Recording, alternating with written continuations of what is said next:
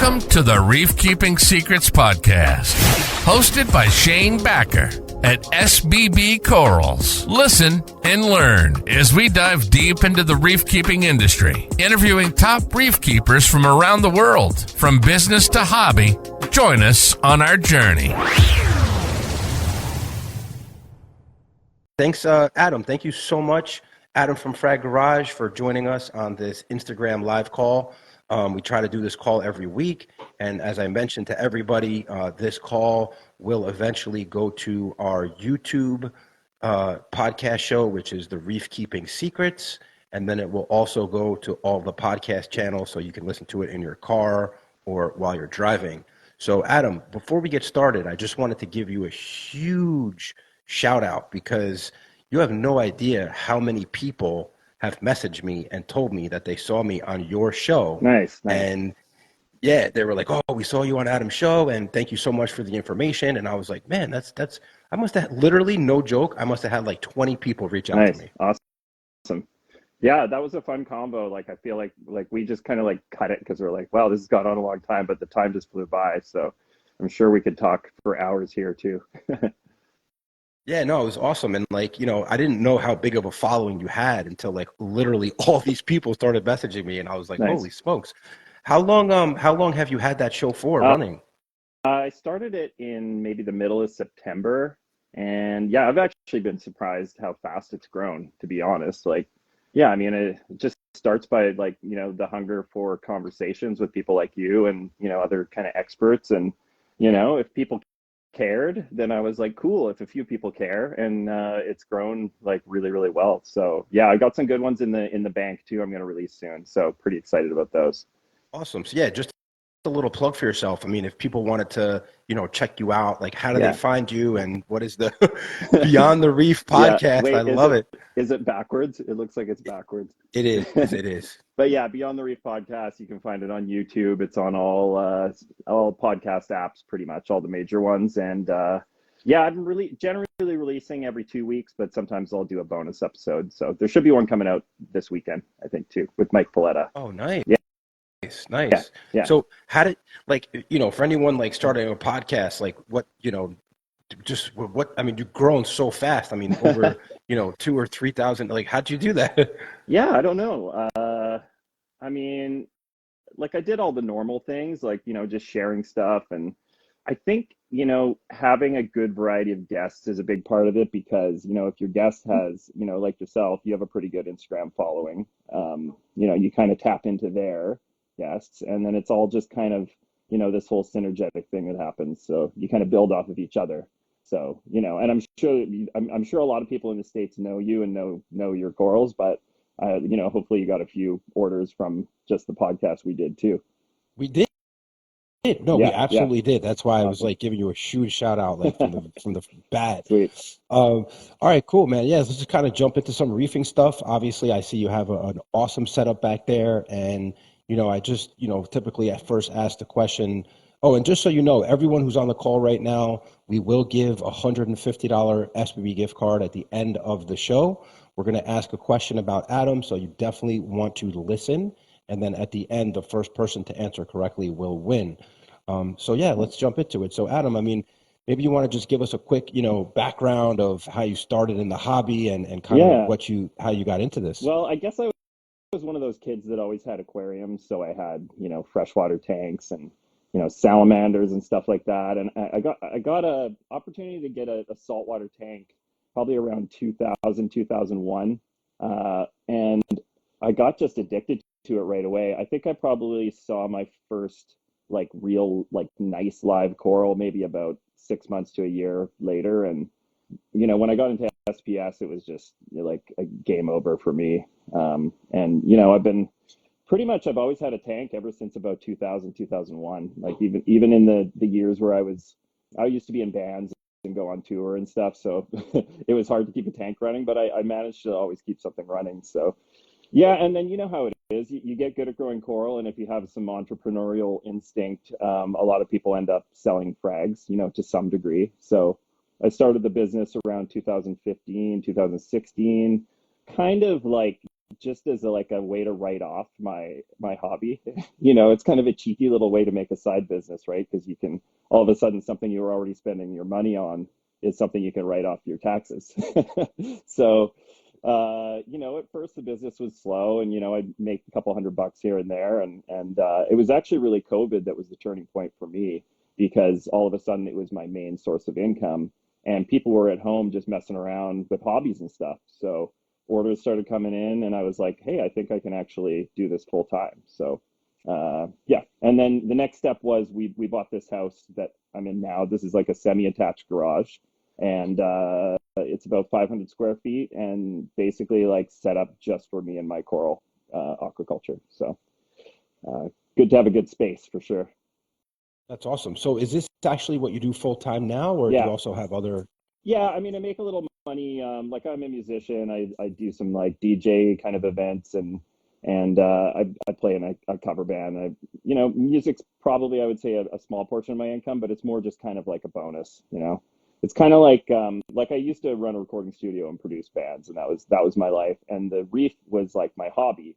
And I feel like the hobby and the other, like they switch places. So music's more of a hobby and more of a fun thing for me now, which is a good place That's to awesome. be. Yeah. Yeah, so it just basically switched. Like, your hobby became your full-time job, and your full-time job became your hobby. Totally, totally. Yeah, and the music thing for me was I was burning out on it a little bit because I'm in kind of a smaller city, and you know, I kind of had to take whatever work came my way, right? So it's not, I didn't love every band I produced or worked with. Um, you know, so it was, and also it's like working on other people's music isn't really the same as working on your own music. It just doesn't have the same payoff at the end of the day. So, you know, I was starting to burn out on that, and I'm just glad that, you know, I happen to have a hobby that I could actually make some money on, and you know, now I make way better money than I made doing that. So, you know, can't complain.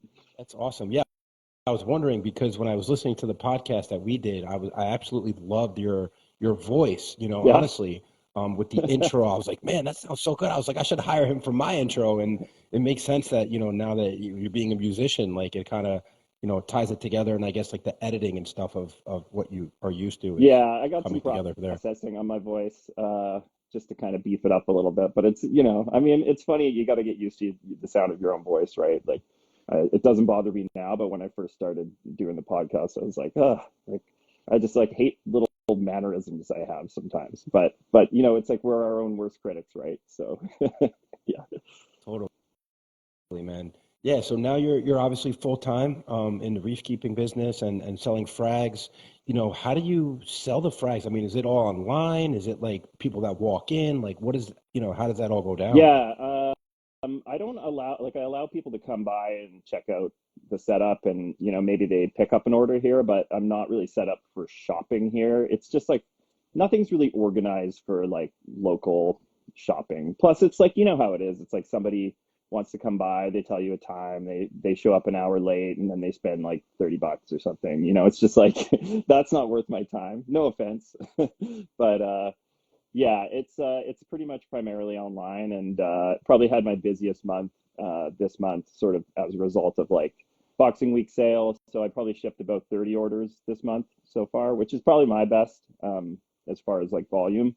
And it's always a challenge in Canada too in the winter, because like obviously, you know, we're in, you know, freezing temperatures, and navigating that whole situation is its own beast. I'm sure you know that, shipping to some colder states too. Oh yeah, I mean, it was, last 3 weeks here, it was like, 10 degrees, and we had to text everyone, oh, we're going to, delay your shipment by a week. And then it was like, oh, we got delayed another week. And it was Yeah, like, yeah, it was like shipping was crazy this week. I mean, we, but totally, yeah, I get it, heat packs and all that stuff. yeah. Um, yeah, no, that's awesome. So, I mean, you're definitely, obviously the business is growing. I mean, one thing that, I was worried about is like the economy and like how's that affecting the market. I know a lot of companies were, talking about, oh, there's, not as much business, but it's really refreshing, to hear from someone like yourself who's literally, you said you had the best month so far of your career. Yeah, yeah, and I would say like 95% of those frags were SPS. You know, 90% of those are acros. So I kind of think actually SPS are gaining in popularity again. Like I think they kind of, there's been some little ups and downs, and like, you know, 3 or 4 years ago, it was Euphilia and torches, and I feel like the SPS are kind of, I don't know, the stick heads are rising again. So I like that. That works well for me. I love it. So Yeah. what would you say? I think, are you like 90% SPS at this Yeah. point, or? I mean, at some point I can flip the camera around and kind of walk around for a second, but yeah, the system behind me here is it's about 350 gallons. Like it's basically 12 feet with the tanks together, and that's kind of my main SPS. And then the LPS system's in the back there, and I've actually been using the middle of that system for SPS quarantine because I kind of figure if the acros are going in a system that just has LPS, there's some Monties in there too, but like if there are any bugs or anything, like I can isolate them and it's not going to infect like a whole system and a bunch of frags. It's, it's fairly isolated. So yeah. Man, there's so many questions I want to ask you, but I feel like you unleashed the monster Yeah. already. With the tanks behind you. I mean, if you want, I mean, I don't know if you've done this before, but I would love to kind of see like all the systems you have and, maybe the mechanicals. Yeah. If you want to just go crazy and just show us like everything, that'll be amazing. Let me see how this is going to work with, had the orange filter on here. Yeah. Okay. Can I flip my view around? Oh yeah. I can. Yeah. All right. Oh, wow. Sweet. Hold on. Shit. Wait, can I go this way? I don't know. I don't know what it wants to do. Okay, I'm gonna turn off the lights here. Cool. Yeah. Oh, Yeah. Also, try to show us like the full, like I don't know, like sure. what is the word? Like the zoom out like view too, I like the wonder whole if I space and everything. I don't think I can zoom out. Like I can't stand any further back. Oh, okay. Yeah. Like there's a bench there. So. Oh shit. Yeah. So these tables are 6 feet by 3 feet by 14 tall, and they're pretty stocked, as you can see. And then what I did with the overflows here is they're just kind of fit into each other. So see, they kind of alternate. So the tanks just butt up to each other. Yeah, and they're obviously on the same sump. Okay. And then second table is here. I kind of like found the Ghanies do really well in this kind of like lower area here. They kind of like it actually better than my LPS system. So I'm kind of doing Ghanies in this tank. By the way, that looks great, with the lens and the clarity. Everything looks like when you zoomed in, like it looked really good. Like I'm looking at like those huge colonies of SPS, and I'm like, can you zoom into those, please? Yeah, some of them are pretty huge. Yeah, it's something I was actually thinking recently, and I remember talking to Adam from Battle Corals, and he's like, one of the things about being a coral grower and selling frags all the time is you're constantly destroying your colonies, and they kind of look like shit. And I was like, I don't know. I think the way that I cut them and like I kind of like them to look still pretty, I just like, I mean, if I'm gonna cut, I cut from somewhere that doesn't really like, it isn't gonna make the colony look like shit. So I think I kind of enjoy my frag tanks kind of as if they are, like as if it's a display, in a way. Because that looks amazing. Yeah, you kind of see everything's kind of like, you don't really see the racks. It's just lots of coral. Dude, so those are some massive colonies. Yeah, I'd say some of them are too big, and that's one thing that kind of becomes a problem sometimes because you have a coral that's like maybe not a crazy good seller or not a huge value, and then it's taking up like a square foot of your prime real estate, So yeah. How long has that like that system been up for in terms of like that growth? Because I mean, to me, that looks like an extremely established multi-year system. I mean, those colonies are some of the biggest I've seen. I would say so. I had a bit of a crash in early 2021, and luckily I had a pretty good coral bank buddy that got me some sort of small colonies to restart. But I was able to recover quite a few things. So there's a lot of colonies that I would say go back about 4 or 5 years. Obviously, I have strains of stuff that I've had for like a decade, but this is like a coral I'm talking about, like something like this rainbow loom. It's just like it really doesn't need to be that big. It's just huge. Like, just give me a break. But I still just look at it and enjoy it, and these are all the torts here. The Cali, Oregon, and we call this the West Coast tort. It's more of like a turquoise color.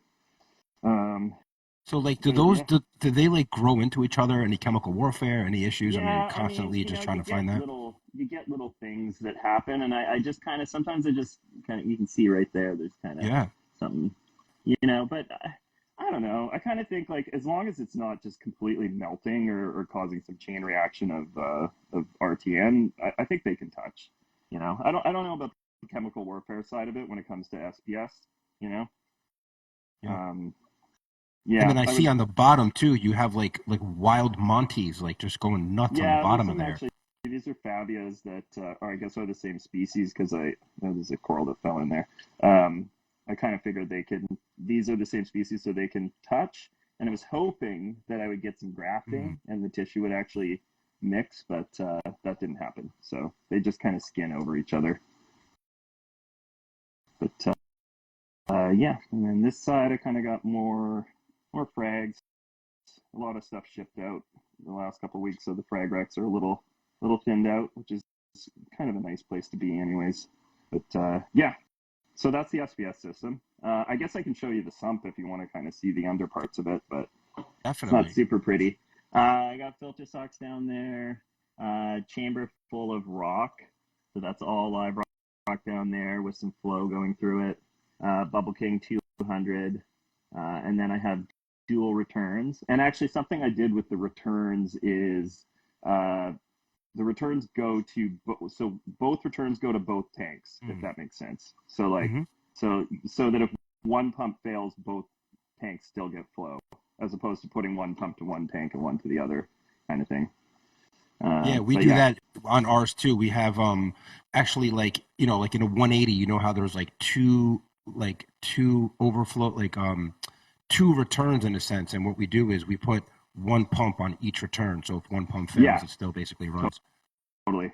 Yeah, I'm a big advocator of multiple returns. Like I think that's I mean, it doesn't make sense for it's probably hard for like all-in-one kind of tanks, like those Red Sea reefers and stuff. Like, can you really add a second return that easily? I don't know. But Mm. here, I'm going to turn the flow off on the LPS Yeah, system here. please do. Yeah. So this tank is, see if I can get it in the shot. So it's nine Beautiful. feet by 4 feet Oh by shit. 16 tall. Yeah, That's a I kind of wish big, I went a yeah. little deeper, but yeah, it was the torch garden.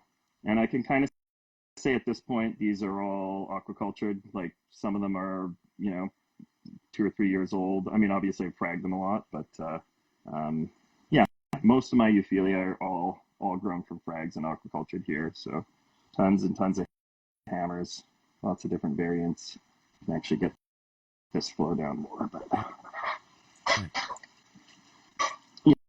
yeah, and again, I got two returns obviously on here. Mhm. And then, yeah, so I was saying I've been QTing some of the Mm. acros in the middle here. So there's a bit more light in the center. I guess Mm. I could show you my lighting too, hey? Yeah, of course. So I actually had to I built this out of that extruded aluminum because the Hmm. problem is like I am in a garage, right? So see the garage door? Mm. Hmm.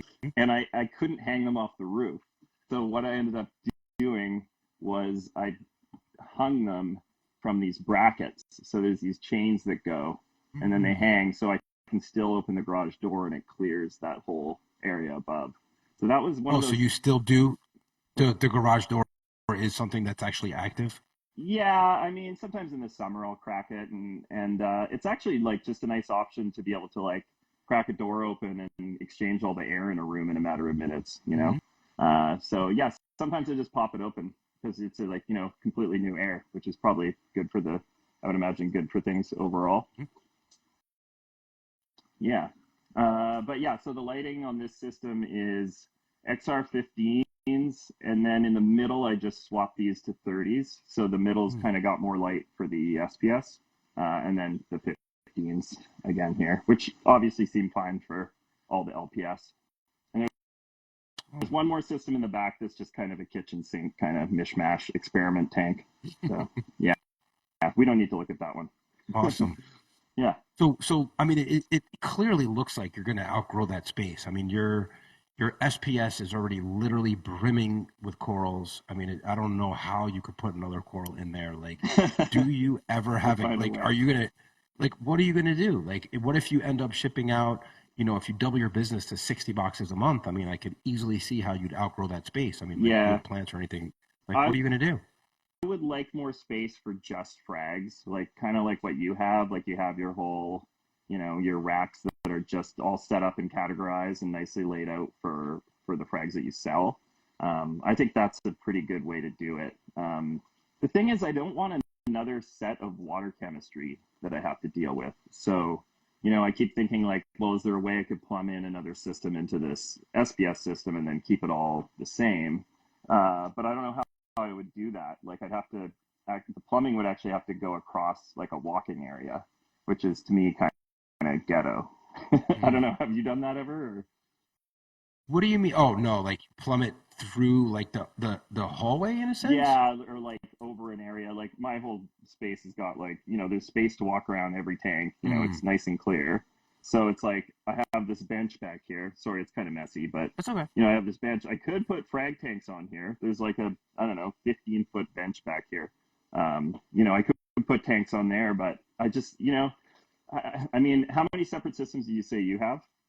So we have four separate Yeah, systems right now, but we that's not too bad. also have no, no. But the thing is, we have like two full-time employees. So it's like, Yeah, we have, and I'll be honest with you, like even with the employees that we have, like we can't even keep yeah. up. Dude, that is gorgeous. What is that? Yeah, that's the OG Holy Grail that actually was a captive torch that spawned. Wow. So I don't know if it's the same one in the US, but yeah, my friend Raja at Raging Reef in Montreal, he had a big spawn, and that was one of the babies that came out of it. Super hardy too. It's a nice piece. So Yeah. with the torches, like, do you cut them like as people want to order them, or do you kind of have those Yeah, I mean, like on your website? I Like, got how a does it? few that are Ah, made over here, like, and then sometimes if they sit longer and split, I'll cut them again, you know. Yeah, yeah. but Back to the yeah. like, I would definitely say, like that bench that you showed me that had it was Hmm. like a 15-foot bench. Like me personally, like I would have already had that completely, Yeah, you know, plumbed up and ready to go. I mean, like something like that, you could just make it as a separate system. yeah, I would definitely recommend, if I guarantee you, it's like one of those things where like you build them, they will come. yeah, If you have, a 15-foot tank of frags, like you will literally, like you'll be customers will just come out of yeah, nowhere. It's yeah, crazy how it happens, but I would yeah, definitely recommend that as like the new expansion. If I would, that's yeah, my opinion. yeah, for sure. I think, like you're saying, it's good to have help, and I'm probably at that point where I might, hire somebody 1 or 2 days a week that just kind of takes some of the basic tasks off my hands. Some of the like cleaning of pumps and shit like that. I'll just give them a Definitely. give them a work list and set them to it. Yep, definitely. I mean, let me Yeah. see that not to like see your that bench again, but I'm like Oh hungry right yeah, now. I'm like, oh, I could put a nice it's covered frag in tank over stuff, there. but yeah, it's like it's covered in shit. Yeah. I didn't want to show this, but you can see it's like it's long. It's like I think it's like 30 inches wide. So, that's a good tank width.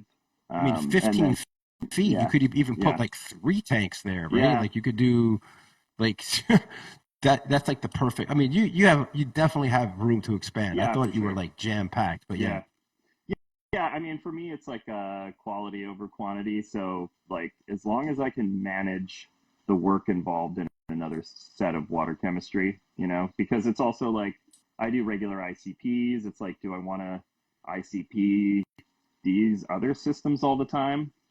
Actually, just a thought, just off the top of my head, it probably would make more sense to just do the ICPs on the main SPS system and then just do the water changes out of this one into the other one, Yeah. so that I basically have the water that's been more, I guess, more paid attention to is going back into that second system.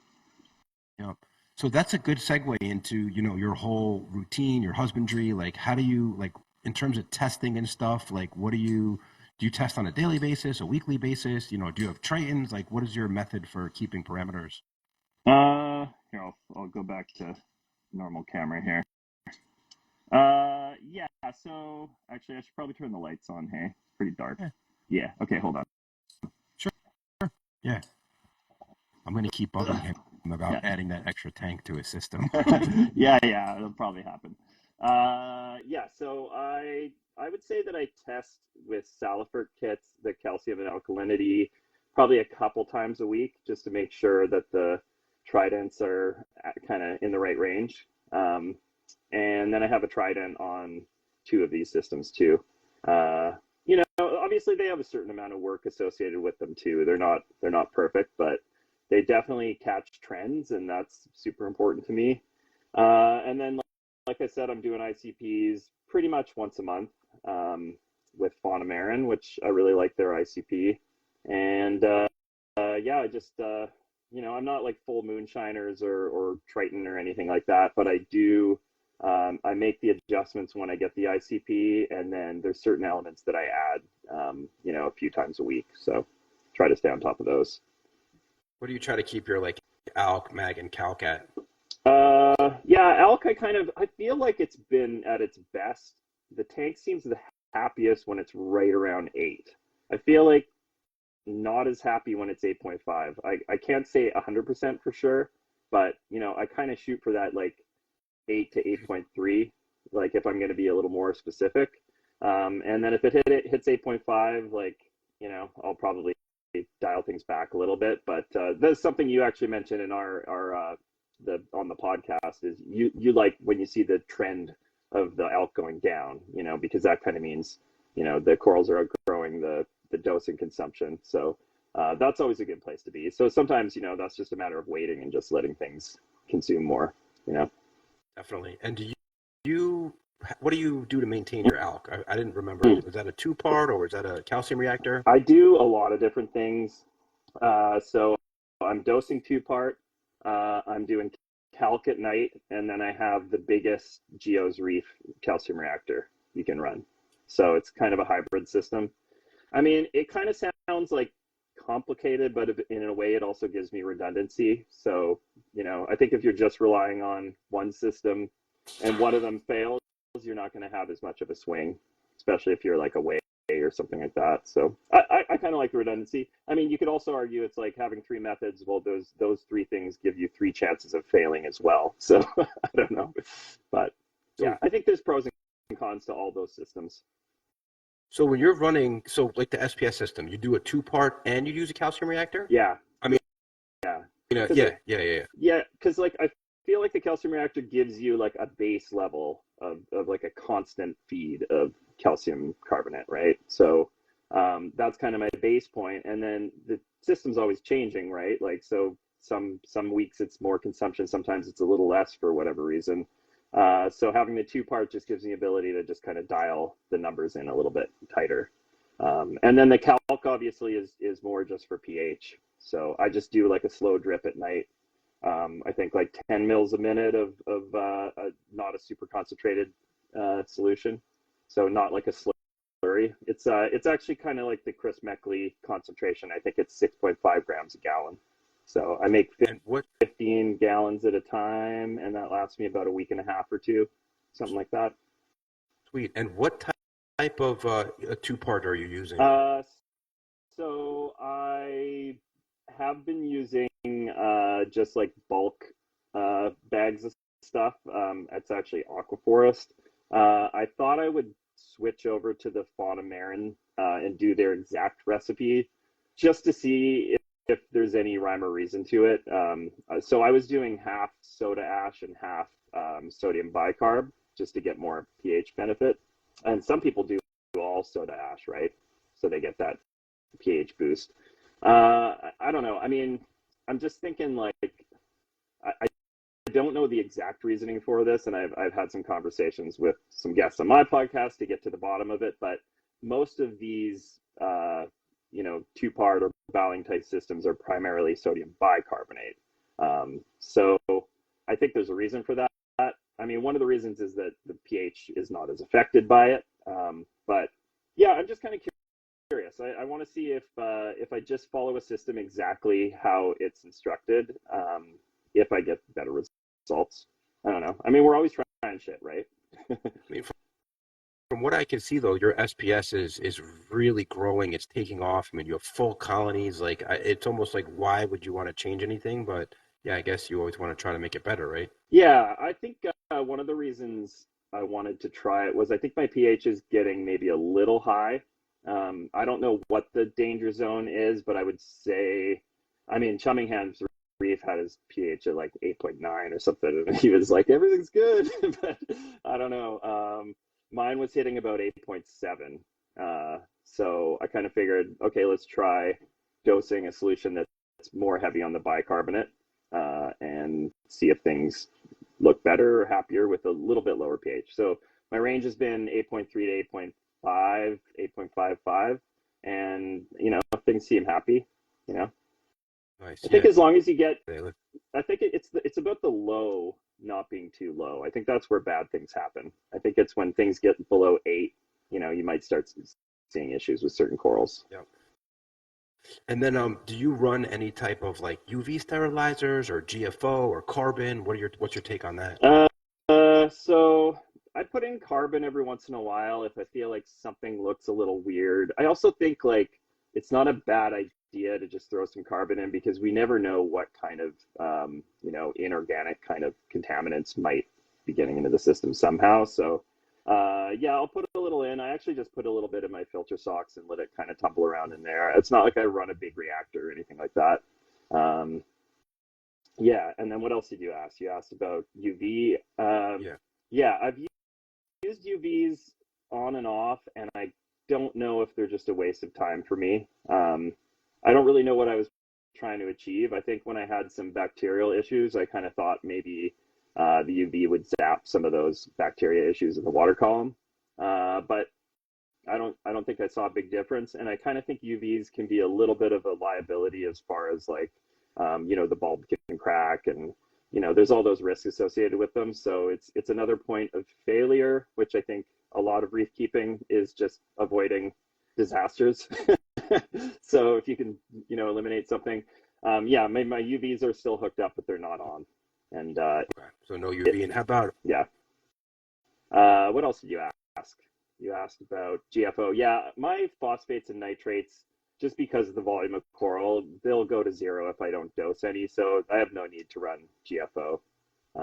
Yeah, I mean, you're in a similar position, right? You're adding nitrate and phosphate. Yeah. yeah? What do you keep your what's your target PO4 and NO3 levels? Yeah, PO4 I've been shooting a little higher than I did maybe a few years back, even like 6 months ago. I think I used to shoot for kind of 0.04 to 0.07. That seemed like the kind of golden number based on a lot of the literature, back, 5 to 10 years ago. Now I'm kind of shooting for 0.1 to 0.12 phosphate, and my nitrate's around 10. And Yeah, cool. And something like how do that. you control those? Because I know you mentioned like with all that SPS, it just sucks those nutrients down. Yeah, I've been using additives that are sodium nitrate and sodium phosphate. So, because some of these additives are like potassium nitrate or potassium phosphate, I think. So, you're getting a little bit of potassium out of there, which in some cases, if your system is using up the potassium, it could be good for some people. But I'd rather just add exactly what I'm adding. I don't mind if there's a little extra sodium added. That's fine. You know. Actually, one thing I should say is I am going to try dosing ammonia soon, so ammonium bicarbonate. And the idea of that is that nitrates actually aren't that usable for most types of corals. And what they can use is urea or ammonia. And then that will eventually get processed by the whole nitrification cycle and turned into nitrate. But if you're feeding the coral this ammonia right away, then it's kind of getting that kind of very basic form that I guess it needs. It's what's coming out of your fish pee and whatnot. So I'll let you know how that goes. I'm going to start super easy. But Mike Paletta told me he's been doing it. We just actually recorded an episode, so that'll be the next one to come out. And he said him and Sanjay and a few other people they've talked back and forth with have had good results with it. So I think it might be something you want to consider too, because you were saying that you dose a fair bit of nitrate, and you also said you have like, other than the photos of your racks, for your selling, you said that you're constantly cleaning racks for algae. I kind of think that when we add these nitrate products, because we're adding this like final part of the process, it doesn't exist because of the entire nitrification process. We're just putting this like last part of the process. I think those nitrates are more usable to problem algae than they are to the actual corals. So I think if you try the nitrates and just start super easy, maybe go easy on your nitrate or start on the ammonia, sorry, and then just go super easy and maybe dial down your nitrate dosing and really watch the levels, you might see some better results. But time will tell. I'll have to report back on it. That's a really good comment, because we do have a lot of algae, and it probably is because of that. One thing I was considering is basically, I mean, we were keeping our NO3 at like 20, we're keeping our PO4 at Yeah. 0.12. So we are now actively trying to bring our NO3 down to like 10. Yeah. Just to see, one of the guests that you had, who I'm a good friends with too, is Anand Kamal. Yeah. And basically, like, we had a conversation recently, and he was like, dude, my nitrates are like 5 to 10. And he thinks that was something that really helped his algae go down. Mm-hmm. And he says that he sees a lot more growth, in a sense, with Yeah. that lower NO3. So yeah, we're actively right now trying to bring ours down from like 20. Yeah, because I think, well, and you can probably just like let it drop, right? Like, will it just naturally drop if you stop dosing nitrate? Yeah, and it's that's the case for me too. Like, my nitrates will drop down to 1 or 2, and that's kind of where they naturally sit. And to be honest, like, since I raised them recently up to that 10 to 12 range, like, I actually don't find any of my corals look any darker. Like, nothing really looks darker or more colorful. It like, if anything, like I was saying, I think I'm just growing more problem algae on the racks. So, And it sounds crazy, yeah, but like, that's one of our problems. I mean, I know we mentioned, 2 employees or whatever, but like, one guy's just keeping up with the algae all week. It's like yeah. ridiculous. Um, Damn, I'd hate to be that guy, have his job. yeah, Is the no, algae it's spreader crazy. guy. Like, yeah, literally. I mean, one thing we just did was, we went through and we took out like all the rocks. We cleaned all the rocks out. We tried to pick up like any dead snails. Hmm. We literally took all the rocks out of the sump. We cleaned the sump. We dried the sump. We took all the detritus out the sump. And, I think now, like, once a month, we're just going to go in and gut the sumps, because I Yeah, think that's a detritus trap. And yeah. I think it's kind of working. Yeah, I mean, the last time I did a full, like, you saw my sump chamber there with the amount of rock down there. The last time I pulled it all out and like put it, like, carefully moved it all to separate buckets, and then I just took like a big pump and blasted all the detritus, and then I actually used a shop vac to get the last bit of kind of junk out of the bottom of the sump. I actually noticed a pH increase after that. So all of that detritus is living, breathing, organic matter that's probably driving down your pH a little bit. So something to consider for sure. But yeah, you ended up doing that because I think we talked about that before. Yeah, Yeah, we just yeah, did that. I know a lot of people, guys, are asking questions. I saw some really good questions fly yeah, through. At the end of, not yet, because there's still so much I want to yeah. ask you, but at the end of the call, we're going to open it up for questions. We'll do questions for like 15 minutes or half hour, as long as it takes. So basically, try to hold all your questions until the end, and then anybody who already asked a question, we're going to have you re-ask it at the end. So don't think we're ignoring you. We're kind of saving those questions till the end for that segment. Yeah, it's kind of hard to keep Um, up with the chat when we're going at it here. yeah. Yeah. So one other thing I just wanted to, okay, we got like pretty much most of your stuff down. I know you send in like Tritons or ICP tests once a month. So Mhm. can you maybe talk us through, like, before I go into that, so what salt are you using? I'm using the Tropic Marin Pro, uh, and I switched to it probably 2 months ago from Red Sea Blue Bucket. Well, I was using Blue Bucket and Black Bucket mixed together, but honestly, like, I don't notice a huge difference. Like, I would say it's not some kind of night and day thing. Like, if anything, like, I'd say my corals look almost exactly the same as when I was using Red Sea. So, So that's um, you know, So this is good, because see, right now we were using Red Sea mhm. Pro, but the ALK is like Yeah, 12. yeah, So we just started mixing the Red Sea Pro and the Yeah, regular together, 50-50 yeah. mix. And, we basically do like a 15%, 20% water change a week. So the alk it stays at like 8.2. Yeah. But one thing that we noticed is that our magnesium was like, it's like 1,300 from those salts. So now every time we do a water change, our mag would drop like crazy. So Yeah. we now we top off the water with Yeah. magnesium, Yeah. top You it off bring it to up like to level. 1450. That's kind of a Yeah. pain. Yeah, actually, that was something I remember with the Red Sea Blue is the magnesium was pretty low. I think I even tested it one time and it was like 1150 or something. Like it was not very high. But I imagine the Pro is higher. But yeah, yeah. I mean, I think if it suits you from an economical standpoint, like I think the Red Sea is like a great product for the price. And yeah, I got good pricing on the Tropic Marin, so I bought enough for a couple of years worth for my use. So, and I know so far I trust it, and I'll probably just use it up and stick with it. And yeah, that's the funny thing with salt is like it seems like an attractive change to make if you think that just doing a water change with a new salt is going to yield some, like hallelujah, change in your tank. I mean, I think it's just like being diligent about water changes in the first place is probably more important than that. How, what percentage do you do per week of water change? I've been doing like 10% every 2 weeks. I used to do 20% once a month, so I'm experimenting with a little bit smaller water changes more often. So I think that's probably a better way to do it because you're replenishing some of those missing trace elements and whatnot a little bit more often. So this is why I asked you your salt, because I feel like if anybody is going to use any salt, right?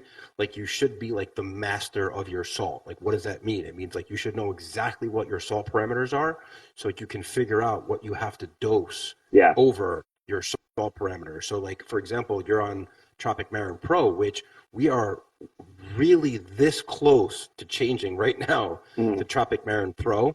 I kind of wanted to try the 50-50 mix just to see, but we probably have like maybe 10 bags of each right now, which, in like 2 months we'll be through with yeah, that. And then I think we're going to switch to the Tropic Marin Pro. And I'll tell you why is because we like our alkalinity actually low, yeah. like 7.5. And I think the Tropic Marin Pro is 7.5 out of the box. Yeah, that sounds about right. Yeah, I think that's right. So Yeah. yeah, we're gonna probably switch. So all right, so you do the ICPs once a month. Like, what are you seeing that you have to basically dose in after you get those back? I realize that my system uses a lot of fluoride, and that's one that I've paid a lot more attention to lately, and I've definitely seen better results from that. My fluoride was low; it was like zero point 0.4, and it's supposed to be, I think, 0.12 to 0.16 or something like that. Or sorry, 1.2 to 1.6. I think that's the range. So since I got it up to roughly close to that natural seawater level, I noticed a lot better blue in especially the tips of my tenuous that have a blue growth tip. The tips were like a deep, vibrant blue as opposed to just kind of a like slightly dull blue. So that's one thing for sure. Apparently, fluoride also will give you like stronger growth too. So the growth will be a little bit harder and more kind of robust. Yeah, So is that the but only thing that you're so that's one that I think I would say makes a big difference to pay attention to. I mean, obviously, potassium and iodine are going to be two major things, but I don't even think I would put those in the trace, minor trace. They're more trace, but not minor trace. Uh, wait, so back up for one yeah. second. So iodine and potassium, are you dosing those on Uh, a daily basis? so I think that I get enough of those because I dose KZ flatworm stop, and a couple people I know have done ICPs of them, and the ICPs came back with a lot of potassium and a lot of iodine and some other trace elements. Um, and I think that's actually one of the reasons that that product has this kind of stigma around it, that once you start using it, if you stop, your corals will do worse. I don't think it's because of the kind of wormwood kind of like whatever botanical concoction is in it. I think it's because some people were getting their iodine and potassium from that product. So yeah, no, my potassium's been around 400 and my iodine's been actually just slightly high, but not in any kind of danger range. Just like I would say, like I think the range is zero 0.8 and mine's 0.9. So For iodine? it's not, yeah, so it's not a huge thing, but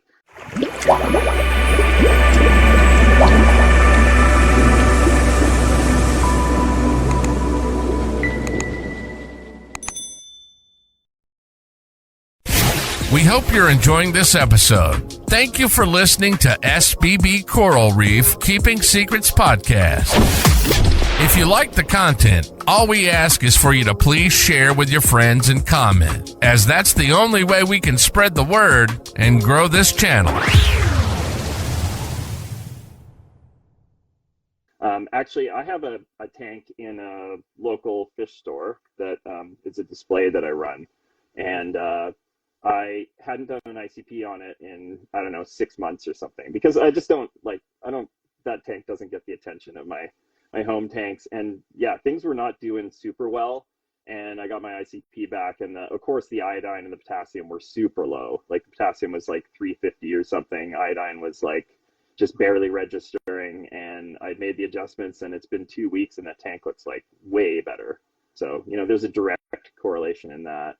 But I guess I could talk about some of the other trace elements if you want to get into details. When you say iodine, though, when you say iodine 0.8, so like my iodine, we measure, it's like 80 to 90, right? So I don't know what the 0.8 that's probably because it's in parts per million instead of parts per billion. Because it's going to be in micrograms versus grams. Okay. I think it's just the calculation. It's just like 3 decimal points over, but you're getting the same basic number as I am. Yeah. I just wanted to so people can hear this. So totally. So yeah, that's a really good point though with the flatworm stock, because I used to use it and we kind of stopped using it for whatever reason. And then, but that's a good point though with the iodine and potassium, because that could be a huge thing. Yeah, about, and I think that's one of the things that those KZ products were really popular for, is that they were a really early pioneer in kind of creating these products for the hobby that had trace elements in them, and not a lot of other products were out there kind of like 10-15 years ago, maybe 10 years ago, but 15 years ago, like the trace elements weren't really being thought about or talked about that much, because I remember getting that potassium iodide from them and dosing that, and like my tank did better. So there's definitely something to that. But yeah, no, I think we could probably agree on the flatworm stop thing. Like I think maybe the kind of whatever wormwood extract, all the other things in it, I don't really know. Like I kind of think at the end of the day that stuff just ends up being a carbon source, and potentially from some conversations I've had, it could be actually a carbon source that may be more likely to feed some of the bad strains of bacteria as opposed to the good ones. So would you consider like not using that and just dosing iodine and potassium on your own? Yeah, I think so. I think I'm going to use up the bottle that I have. I've got about 800 mils left, and I dose 5 mils a day on this tank, so it's going to last me another 4 or 5 months. So I might as well use it up. But I mean, it is maintaining if it is what's maintaining my potassium and iodine, then I don't know. It seems to be doing its job, at the end of the day. So yeah. Oh, it'd be good to kind of like learn from you, like if you ever do stop it, if your iodine and potassium levels drop, because now you're going to have to start to kind of dose those higher. Mm-hmm. I think so. Yeah, totally. Yeah. And I really need to read the Moonshiner's Handbook, because there's a lot of good information in that. But I think I'm a little intimidated by figuring out all the calculations for daily dosing of elements to really dial those things in. Because the thing is the tank's always changing. Like I think, a lot of these Moonshiners people have it figured out, but like, someone was telling me that he like has to dose a ridiculous amount of iron, like way more than you would ever think you have to dose. And like almost seems like a joke that he has to put that much iron in. We don't know where it's going, but and it's like, how do you figure that out? If it's like, it's great if you have a number and then by the next ICP it's dropped like a certain percentage and you kind of know, and then the next one it's a similar amount of drop and you can kind of figure that out. But there's just so many factors. I don't know. I'm not, I think it's about just not being too obsessed with those super specific numbers, you know, Yeah. So depending on what the do element. you actually, yeah, so once you get your ICP back, like what do you notice? Like using Tropic Marin Pro, obviously your SPS tank is like completely Yeah. packed. Like what do you actually see that you have to dose? Uh, I think that'll be really helpful to so the hear. ones that are pretty consistently either zero or low are zinc. I would say nickel, iron, uh, probably chrome and cobalt. So some of those, I guess, they're called the dynamic elements. So those are some of those trace metals. Um, yeah, I just think that, there's certain trace elements that get biologically like utilized more quickly. And, that's also going to depend on if you have macroalgae or something like that, or problem algae in the tank. Uh, and then there's other factors too. Probably have to have a little more to back this up, but calc will precipitate some trace elements, including fluoride, and also another thing to consider with carbon, because we were talking about carbon. Carbon can bind some of your certain elements like zinc, and it can bind your iodine. So there's all kinds of things that are at play in a system when it comes to these trace elements. Even bacteria will consume some of these trace elements. So, yeah, I think that just adding some all the time is a good idea. Like as long as just don't overdose, because again, it's that thing where it's like something is better than nothing, right? Like adding a small amount that's just giving you a little trace, and then the system's using it, is still better than absolutely zero. Agreed. And do you see like a difference between like the consumption? I don't mean the consumption, but like your one LPS system compared to the SPS system. Like, obviously if you're sending in Triton for both of those, like, Yeah. does the SPS system need like a lot more of this because it's consuming more? Like, what do you see how that seesaws on those two? Hmm. That's interesting. They're definitely different. Um, yeah, I would say that those same elements I mentioned are going to be the ones that get used the fastest. For some reason, I have high manganese in my systems, and that's one a lot of people tell me, "Oh, I got to dose tons of manganese." So for whatever reason, I got an abundance of manganese coming from something. Actually, that flatworm stop had manganese in it, so it You could think be that's coming from from the that. Tropic Marin Pro? No, from the KZ flatworm stop, or you're asking if the manganese is coming from the Tropic Marin? I don't think so. However, I do know that manganese is sometimes used as a decaking agent for salts, Hmm. and I think potentially there could be some residual that doesn't. I think a lot of it precipitates when that kind of initial reaction period happens when you mix the salt. But potentially, it's a possibility for sure.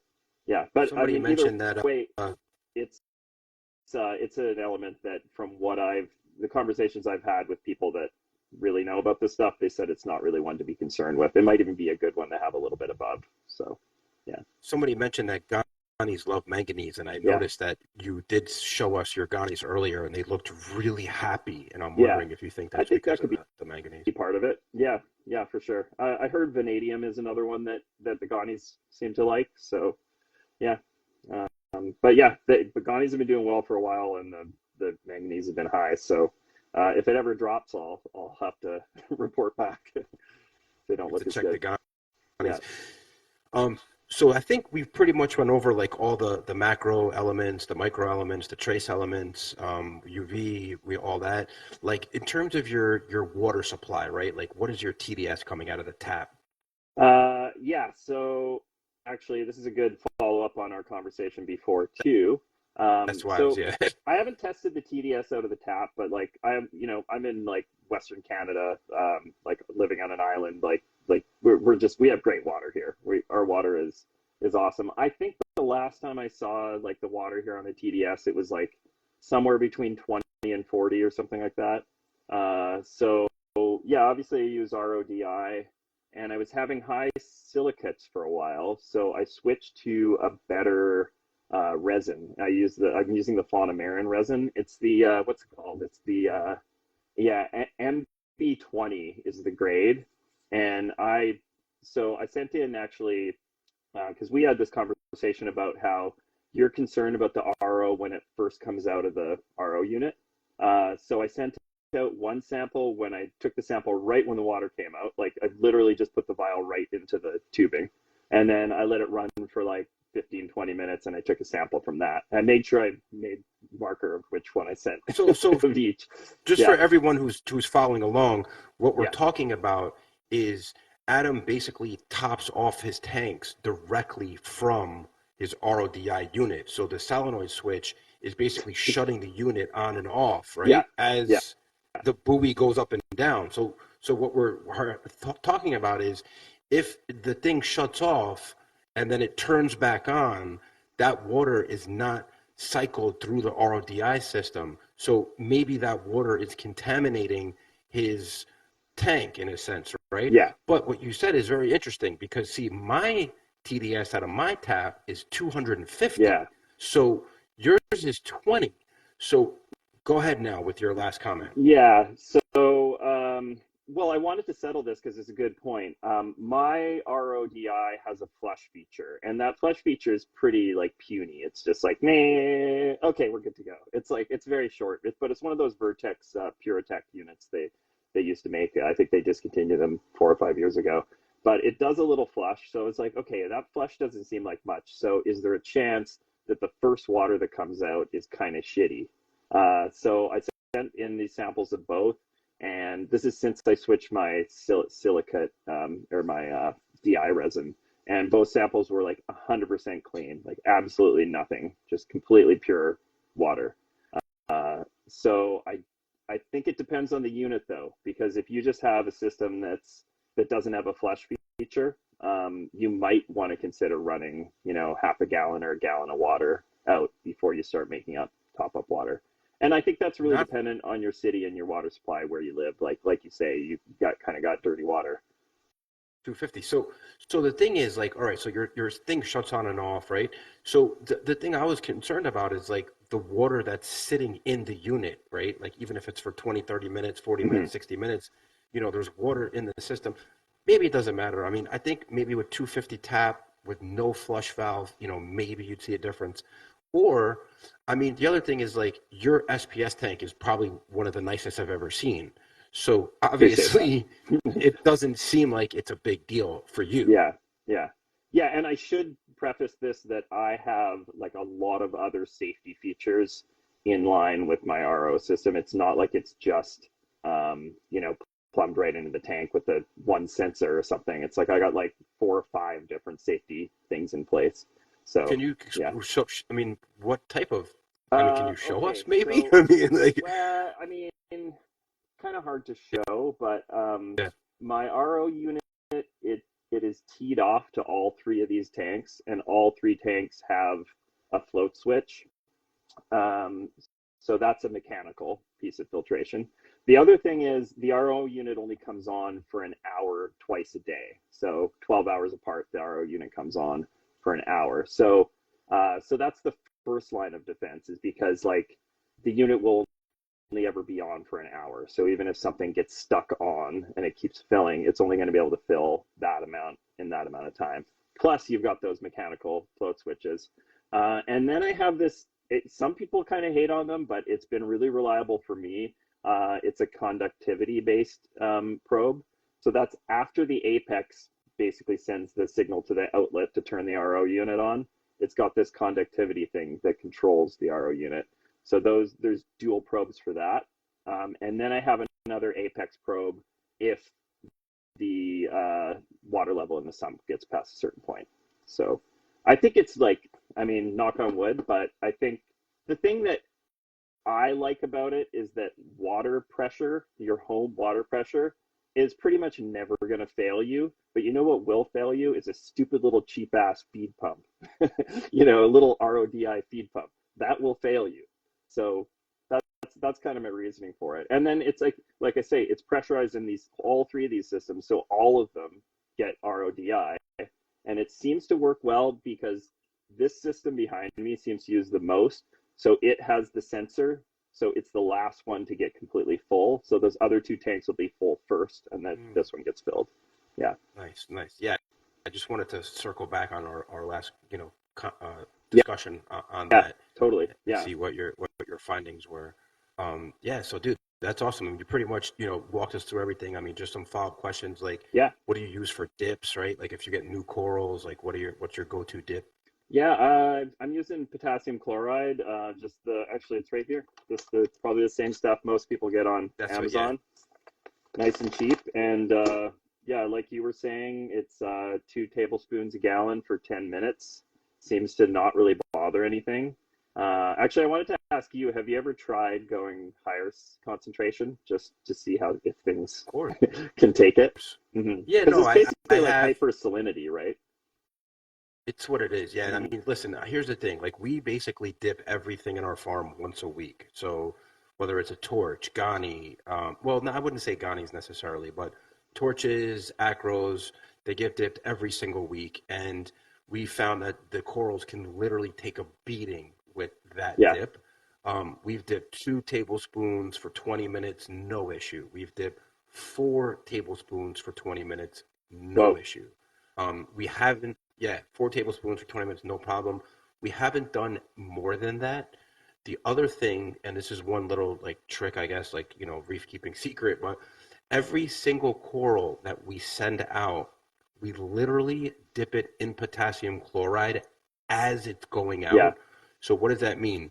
Like we take the frag out of the frag tank and then we put it into a bath of potassium chloride and then we take a turkey baster and we literally squirt the frag off for about 25 seconds. We squirt all around the frag. We Hmm. squirt on the plug. We squirt all over the thing. And then we take it out of the dip and we put it right into the bag of Yeah. water that we ship with. And I don't know why, but like when the customers get the frags, like it's full polyps in the bag. And, obviously they say, oh, it's so clean. There's no pods or anything that come off. Yeah. So they get like a really clean specimen. And I just feel like the corals Yeah. love it. So I don't think the corals can get like enough of that potassium So you chloride. think corals actually ship better after being dipped in potassium chloride? I do. I personally Yeah. do. But I but mean, but only let's, oh, yeah, let me just say yeah. though, sorry, only Hmm. SPS. Only SPS. We maybe a mushroom will, if we see like one of those those worms, I forgot what they're called. They're in every tank. Yeah, yeah. Bristol worms or something like that. Bristle worms, Yeah, yeah, we'll just dip it in there till it get it yeah, off. But only really SPS. We do not do it with any euphilia. We've tried it before, and the euphilia, for some reason, they automatically start spewing, and hmm, I think they just start spewing in the bag, and it rottens them. But hmm. yeah, only SPS. But what was Okay. your? Yeah, Well, I mean, I'd be curious if there is something to that. If it's something like, I think potassium chloride does have some sort of antiseptic type qualities to it in terms of how it affects the bacteria. So potentially, maybe, you're less likely to have, a bacteria that could affect the coral, in its somewhat compromised state while it's being shipped. I'm not sure. I mean, yeah, it'd be good to get some science on that, but. Yeah, interesting. I mean, sometimes I'll dip things before I ship, but not like right before they get packed. Like sometimes I'll just dip a rack of stuff just, before I'm shipping or whatever, just to, double check it and whatnot. But yeah, and also your corals and racks are really easy to remove, right? Like you have everything set up so it can just be pulled out and put into bins and dipped. Yeah, that's good exactly way right. to do Yeah, it. I would challenge you. I mean, if especially with the SPS, like just dip it before you send it out. I mean, I Yeah, know it's scary because you're like, I don't know, yeah, but let me tell you, I'll tell you another thing is that when we pack our corals, we're preparing for delays, right? So like this yeah. week we sent out, a bunch of boxes, whatever, and we probably had like 10 delays. One of the boxes that got delayed was, probably like 50 SPS frags. Wow. And, Yeah, it was delayed, it got there the next day. We do ship with oxygen. I don't know if you do yeah. that, but I I would do. I highly, do. you do. Yeah, Okay. that's a game So we changer. To me, that's a game changer. life or death, Yeah, yeah, because I think life one or of death. the things I think, okay, when you think about a frag being shipped, it's like, what are the things that are different from it being in the tank? Okay, obviously it's not having light, but we all know a frag can sit in a sump or something for 3 or 4 days and it barely loses color. So that's not a factor. I think the main factor is obviously flow and the degradation of the pH. So I think by putting that oxygen in, because we all know that our tank pH drops at night when it's dark. So if a frag is sitting in water for 24, 30 hours, the pH is probably pretty low. I've never tested, like I've never done a test on this, but I'm going to assume that's when the bad stuff starts to happen, is when that coral's sitting in that low pH for a certain amount of time.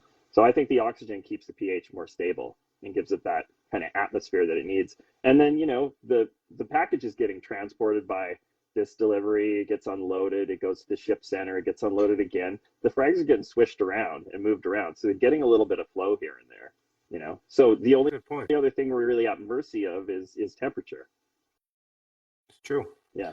But what I was trying to get to was, I think that when we dip them in potassium chloride, they're more able to sustain like a 2-day journey. Where if we don't dip it in potassium chloride, I think they'll arrive a little rougher after that delay. So like even with a 2-day delay and dipping them in potassium chloride right before we ship them, they look great. Like the customer today was like, man, like these all came in delayed. I was scared. I couldn't sleep. Yeah. And they're all fine. I'm like, that's awesome. Cool. So try. I don't know if like you want to like take the leap and try it or not. Yeah, I mean, but I think it does help. I've dipped frags that have been fresh dipped and straight up shipped right away and never had an issue. So, the only thing, I wonder, like, it'd be interesting to get a poll on this is, do people want corals dipped before they're shipped, or do they want to see for themselves? Because here's just one, this is just devil's advocate for a second. If somebody dips something and it has a flatworm on it, let's say an acro that has an acro-eating flatworm, and I don't get to see it because it came off in their dip before they sent it, I don't really like that. I would rather see that thing come off and then know, okay, this thing had a flatworm on it. I need to treat it differently. That's my only counter argument. But we're not shipping corals with flatworms anyways, so at least we shouldn't be. Oh no, listen, it's a really respectable question, and I think to some degree, maybe you're right. I just feel like for us, we don't want anything on it. I mean, obviously we're not shipping corals with flatworms. I mean, we know what they look like, but in that case, I mean, if the thing was infested with flatworms, like maybe it would have eggs on the base, or maybe they would have bite marks. But, for us, I feel like even with the, shipping of SPS, like even if, let's say there's pods crawling on the SPS, like maybe it will irritate it, in its really low stress environment. Maybe it'll get irritated. Maybe it spews out some mucus or whatever. So like our theory is like, we just want to ship it as clean as possible to maybe eliminate some of like the stress, whatever it is. And that's pretty much why we kind of started doing that. Yeah. I don't even know why we started doing it, honestly, because, but the other thing is that we noticed too, when we cut our frags, we basically take out the whole SPS colony. And before we cut the frag, we dip the whole entire colony in potassium chloride for like, 30, 45 seconds. We shake the colony in the dip. And then we've noticed that our success rate of the cuttings are much higher when we dip it in potassium chloride. Yeah. Again, I don't know why. But I think it comes down to that like antiseptic kind of quality of potassium chloride. I think it's because, that freshly wounded tissue area is potentially less prone to like bacteria infection or whatever. So that makes sense to me. I think that tracks. Yeah. Yeah. But yeah, I mean, it's a good point though. I mean, I think some hobbyists like probably would like to see what comes off in a sense that way. Like, well, and if you're dipping full racks of stuff, it's like, even if something came off, it's kind of hard. You don't know which it came off of, or you might not even notice it in a big tub full of water, right? Because there's going to be all kinds of little bugs and pods and stuff in there that are probably good ones, but yeah, I think, I mean, and at the end of the day, it is the hobbyist's responsibility to treat the frags how they should to make them safe for their tank. I mean, I think I'm big on cutting things off the plug, remounting stuff right away. Sometimes if something's fully encrusted on the plug, I'll cut the bottom plug off and then I'll do a ring of glue and then put it on a bigger base right away, so I don't have to lose all the encrusted area. But you're still taking a small risk with that, with those pesky eggs. Yeah, we always tell people to dip no matter what. Oh, your corals are so clean, I don't care, dip them. I mean, we even go a step further and we say, like, listen, anybody who wants to get into SPS, like, I know obviously a lot of people are already low on space, but we always try to recommend a quarantine, which I see now you have obviously in your Yeah, LPS system, yeah, right? So is that kind of one of your methods now is to, because you don't want to get anything in your other tank. I mean, it's like an yeah, acro jungle in there. If anything gets in there, like you're pretty yeah. much screwed, right? Like, It's tough. Yeah, I mean, there's some newer things coming out as far as like some in tank approaches to some of these pests, but yeah, I mean, if you can avoid them in the first place, that's great. And yeah, I think by putting my SPS as a quarantine in the LPS, I'm not really super concerned about like I rebase all of them pretty quickly. Maybe I'll let them sit like after they're freshly shipped, I'll just put them right in the tank for a couple days, and then they all get rebased within a few days. So actually, I need to do that now. But yeah, and I mean those bases actually, it's unfortunate because those bases that come from those mariculture farms have good bacteria on them. Like they're basically all just nice pieces of live rock. So it's got a little bit unfortunate to chuck them, but yeah, you know, that's, well, I don't know yeah, actually, because I heard that those bases are actually made out of like carbondo, which is like super, yeah, um, I don't know what the word is, but it can contaminate your tank. I mean, I don't know if that's true yeah. or not, right? I mean, Yeah, but no, I think I don't you're know. right. There's some other things like sometimes they have like iron or rust spots on them from where they contacted the racks. Yeah, like I generally would say don't put them in your tank, but yeah, for a few days, I think you're probably going to get a little bit of benefit from some of the bacteria that comes on them, and it should be like good ocean bacteria, right? It's from the farm. Yeah, Yeah. So just one more thing I want to touch on. I know we're burning the time out, and I definitely still want to give people a chance for questions and yeah, stuff. Last time we spoke, I know the topic of Speciosa came up, and in my opinion, they're just a ticking time bomb. I don't care who you talk to in the uh-huh. hobby. People say, yeah, we can keep it for a year or two, and then it just dies. Do you have any experience with Speciosa? And just if you have any comments on them and Yeah. stuff like that. So I got a 5 colonies about 2 months ago, and one of the ones I picked, I probably shouldn't have picked it. It was a little bit lighter, and when they all come in, they kind of all look the same. Like you can't really tell like what kind of variants you have. They're all just kind of pale green with a little bit of the yellow highlight, and maybe like the pulps might look kind of pink, but you know what I mean? Like they're all kind of the same. So I picked one that was a little lighter, and that one just like peeled on me within the first like week. So I think that one was just kind of compromised in the first place. And then I lost another one to what I think is green boring algae, which is actually a problem with a lot of mariculture pieces because the base was like green, green, green. So if for people not familiar with it, I think there's an article that I read like 15 plus years ago about green boring algae, which is kind of like, I guess, kind of I wouldn't say it's like a parasite. It's kind of like more of a commensal, not symbiote, but it's something that lives within the coral. And I think if a coral's like immune system is kind of compromised, it can start to set it sideways and it peels. Because my experience with the green boring algae is a lot of these mariculture pieces come in with it, and if you cut like way above it and you grow a frag out from that piece you cut, that frag will be fine, and sometimes that whole colony will just go in a matter of a day on you. So, anyways, one of them I lost to this green boring algae. Otherwise, yeah, I mean they're looking pretty good. Like I don't know. Like I'd like to tell you that in a year. But I mean, are they like you know polyps getting stronger every Yeah, day? Like, are you seeing yeah, any type of? definitely stronger polyps. The tissue just looks fatter. Like the tissue just looks more resilient and stronger. Um, yeah, and colors are starting to come out. And like obviously you can start to see the different variants too. So Yeah. I yeah, wonder if like the fluoride has anything to do with the keeping them alive. yeah, I would say that's probably part of it. Yeah, I've also wondered too is would you have better success with them if you had a tank that just had corals from that region versus an Indo tank or an Aussie tank? Like, do you mix and match them with your Everything. Indo stuff, right? Yeah, Oh yeah. yeah, yeah. I'm Yeah. Yeah. not sure if there's something to that, but yeah, it would be interesting to have a system that's all Aussie and all Indo and all Malaysia, but yeah, I don't know.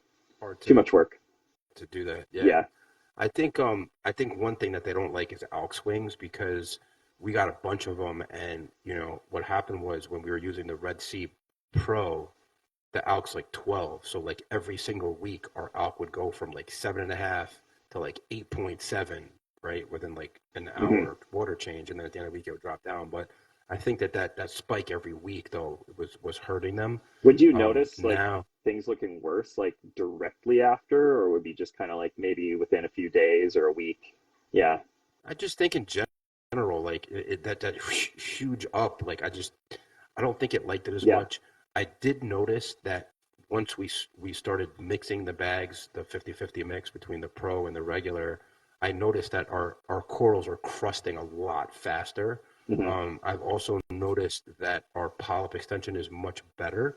So I don't know if there's any. I think there's a direct Yeah. correlation there. I think like 1 point out swings every single week forever, like it's just not a good thing. So I do think that if you are using like any salt with like high out like Red Sea Hmm. Pro, I feel like you really should buffer it with like the regular. Yeah. But again, I don't know. Yeah. Yeah. I mean, I would like there to be some harder data on what Alex swings really do. Because I think like, yeah, I mean, it's alkalinity is such a complex thing, and it's not just like an element that we measure.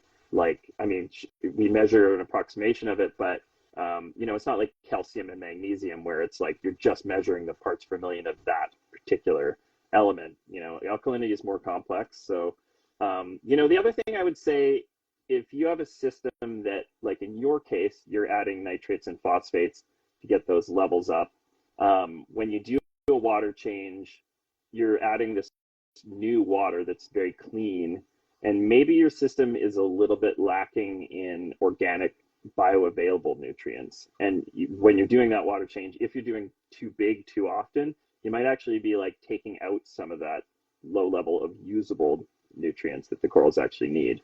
So I think maybe like regular water changes aren't for everyone. Like I think there's maybe you have to look at your nutrients in your corals, and I don't know. I mean, your corals look awesome, so you're doing a bunch of shit right. But I don't know. Like, do you think there's anything to that? I think so. I mean, I think like the one system that we have where we ship out frags, I think like the system is like, let me think, I think it's like 650 gallons. And Yeah, I know like on big ship weeks, I mean, we're shipping out 150 gallons of water, yeah. which sounds like a lot, but I mean, it is.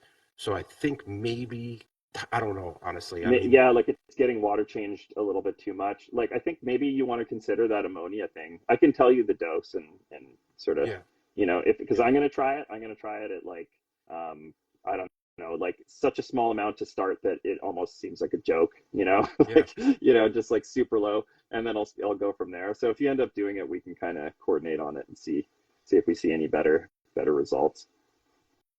Yeah, no, definitely. We're gonna have like a third call between us, like whether it's on my show or Yeah, yours, yeah, for sure, just to for sure. follow up because I'm gonna keep bugging you every week. I'm gonna say, did you set up that new frag Yeah. tank yet? Okay. Yeah, somebody's got to be on my ass for it. Oh my God. So guys, we're gonna open this up to questions right now. We're probably gonna run questions for like 15 minutes or so, and then we're gonna wind things down. I mean, we've already been on the call for almost 90 minutes already, so Really? Holy crap.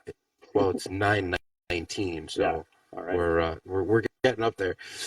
Yeah, so let's definitely answer it up to questions. I know there's about a 15-second delay. So Adam, I'll basically read the question and then, we'll have you answer it.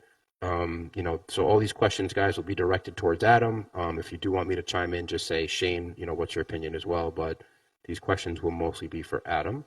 So let's see how big the delay is because I don't see any questions yet. Office Reef says, great episode. Thumbs up, dude. Really appreciate it. Thank you so much. Let's see what questions come up. I feel like Adam's in like the hot box right now, pacing around, waiting. Actually, my All right, Adam. my friend just gave me this Mexican wrestling mask. Maybe Oh, I should put it on put here. that on, baby. That'd be hilarious. I love it, man. Yeah. So someone did ask a question. I'll let you, Adam, answer it first. They said, fish on outdoors basically said, have you ever tried ozone before? I haven't tried ozone. I have heard good things about it. It sounds like a good alternative to, I guess, UV. Uh, but no, I've never messed around with it. Um, yeah, it's probably a very like specific thing from system to system because I think it isn't it one of those things that helps pull out some of those like organic pollutant type compounds, something like that. Yeah, I'll I be don't know honest with that you, much I don't. about it. Yeah, So yeah, I you got me on that I one. never But tried no, it. I can answer the question. I have not used ozone. I haven't either.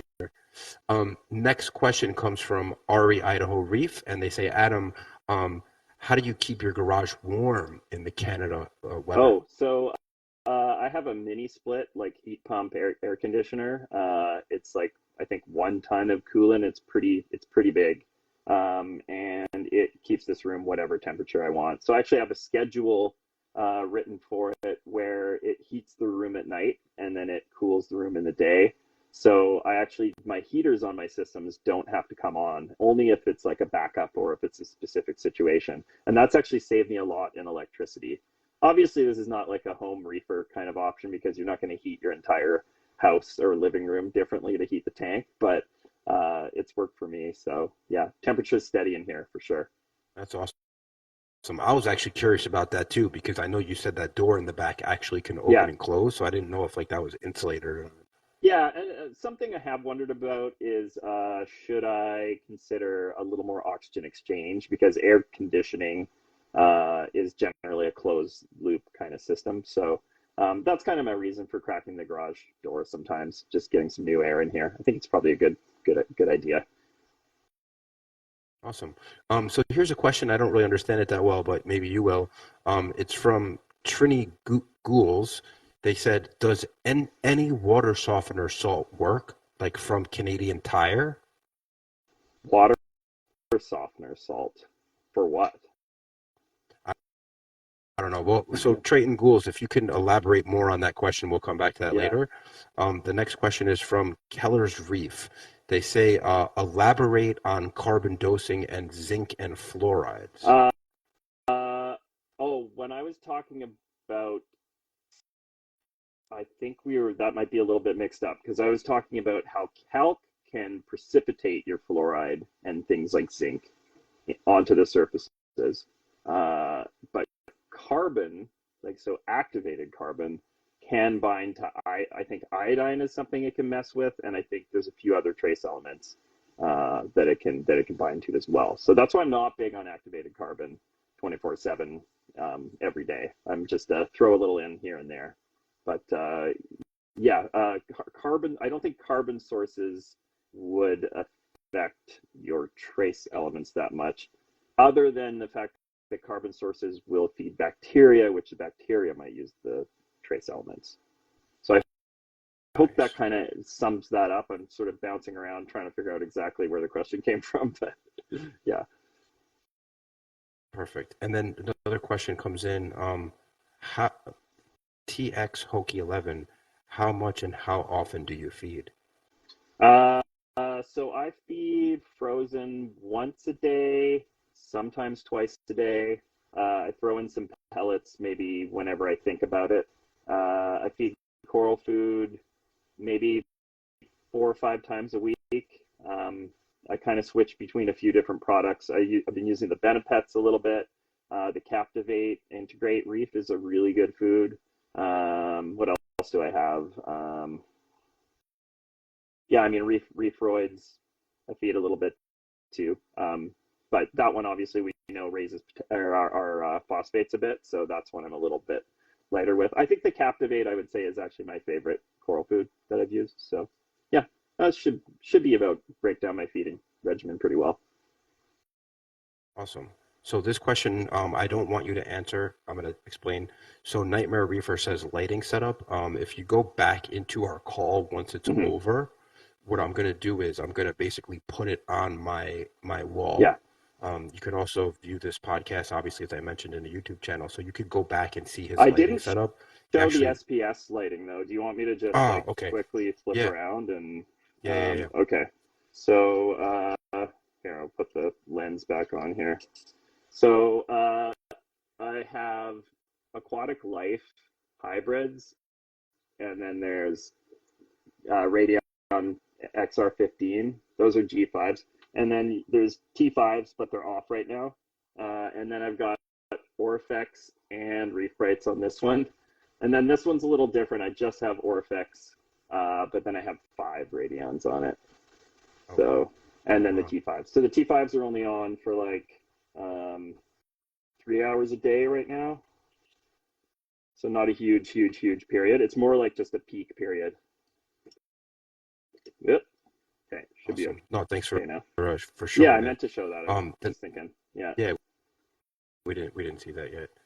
All right. So the next question is um comes from Asav 1280, and it says, "How do you address STN on a frag?"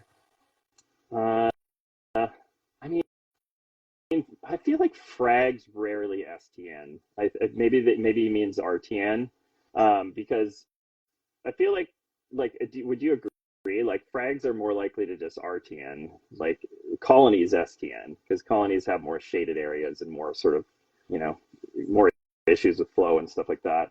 Um, I wish I had some sort of silver bullet for like bringing things back that are peeling or receding. I think potassium iodide, or sorry, potassium chloride dipping can help.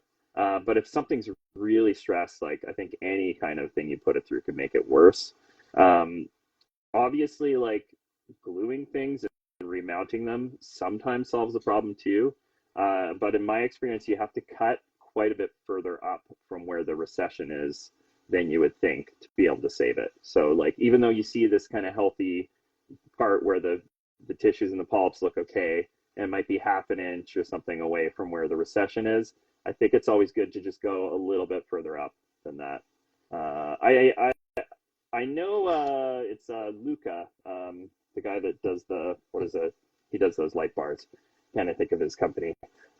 He's big on iodine dips for recovering stuff, and he does this really concentrated iodine dip. But I'll have to ask him about that again. That's Nice. potential. But Um, yeah, I don't have a silver bullet for you on recovering frags.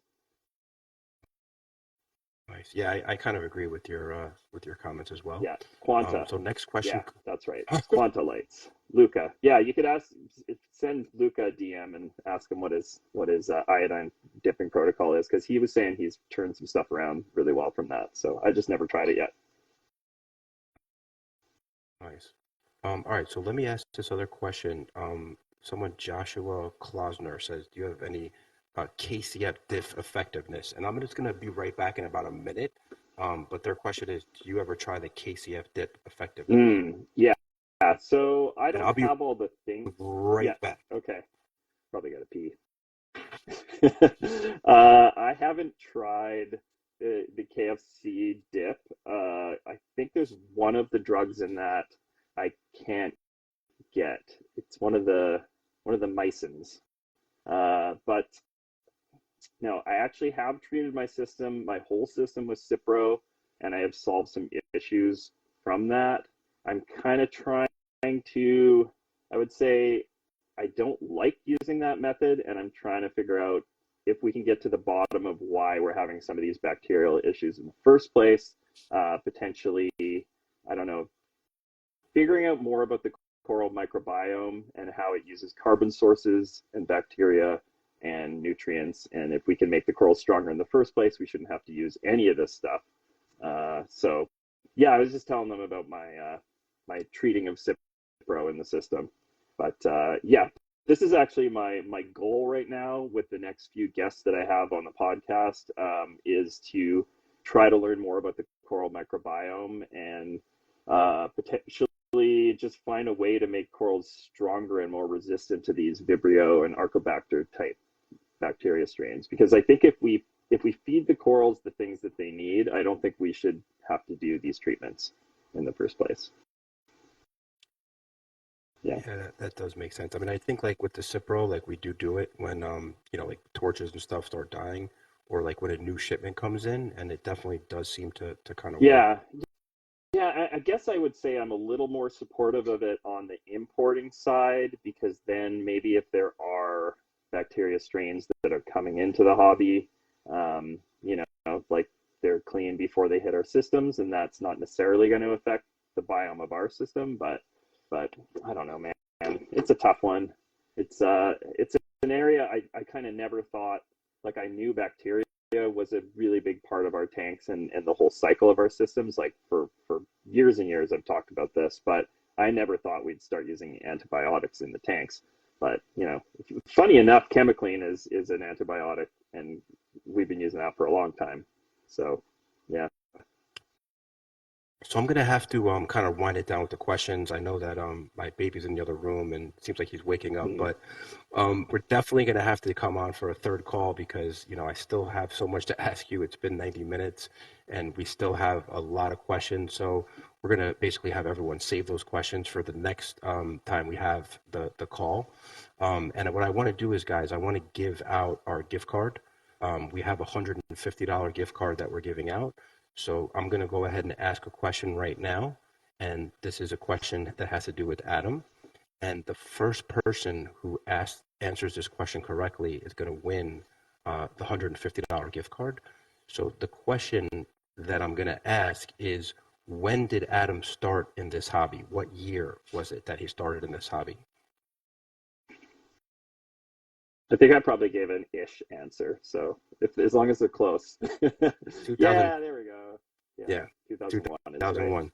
Yeah. Awesome. So yeah, Ari Idaho Reef. If you can send me a DM, I might not respond until tomorrow, but you are the winner of the $150 gift card. So thank you guys so much. And Adam, quickly, if you can just give everyone a plug of where they can find you and how they can hear more from you. So I should just say, if you're in the US, I cannot ship corals to you, unfortunately, so you'll have to buy them from Shane instead. But if you want to check out my site, it's fraggarage.ca. And if you go to fraggarage.ca, you can go to the Beyond the Reef podcast, which is linked there. You can go to YouTube, and I think it's probably just YouTube.com/fraggarage. But you can find the Beyond the Reef podcast really well on there. It's on any sort of podcatcher, so check it out on Spotify, Apple Podcasts, any of those major platforms. And yeah, I think that's about it. Probably awesome. Most of my plugs. Awesome. Yeah. No. Awesome, man. Listen, again, I really love the logo plug, guys, Behind the Reef. So yeah, definitely check out Adam. I know he had me on as a guest and it was amazing. I've listened to a lot of his interviews, and I think if you're into learning, you definitely want to check him out. So Adam, man, thank you so much. We would love to have you on again in the future, just to kind of follow up with a lot of the things we were talking about. Yeah, totally. And next time, if you wear a Mexican wrestling mask, I'll wear this Mexican wrestling mask. Okay. Definitely. Deal? I'm gonna for the next call. It is. I'm not joking. I know. All right, man. All right. I'll see you later. Sounds good, man. Thanks you so much, man. This is fun. Take care. I'll talk to you soon. Bye.